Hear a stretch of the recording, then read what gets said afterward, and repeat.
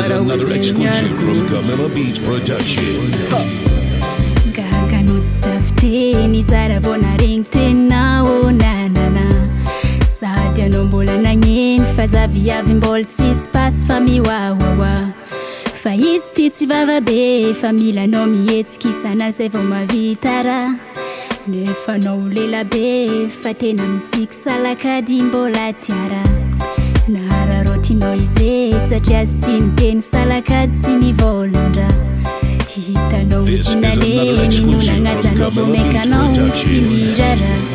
mbadiny izay atao fa raha jiaby ane misy farany anao misara dala salakady miteniteny hoe agnary izy nefa tsy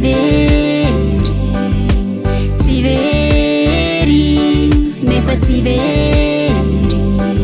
oh nananana oh nananana marina fajika lehilahy samby hafa fa misy ambadika agny zatra mitady any ankafo efa manana ny antrano mbola mandeha mirafarafa saigna karazany zala tegna hafahafa atsika lehilahy nivolagniko eto niany satria rango ela vehivavy novoageja sady atao hoe tsisy valera atao hoe tsy misaigny sady mbola tsy mahera na vehivavy na lehilahy atsika mitovy raha mbadiny izay atao fa raha jiaby ane misy farany anao misara dala salakady miteniteny hoe agnary izy nefa tsy very nefa tsy very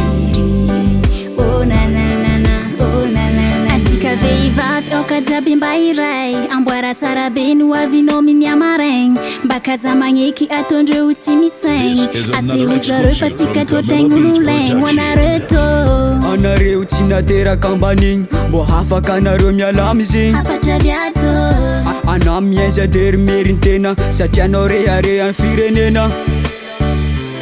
mbadiny izay atao fa raha jiaby ane misy farany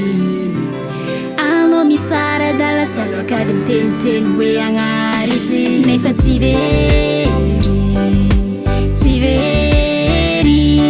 nefa tsy very oh nananana oh nananana Gastras mixes sound. Big up DJ.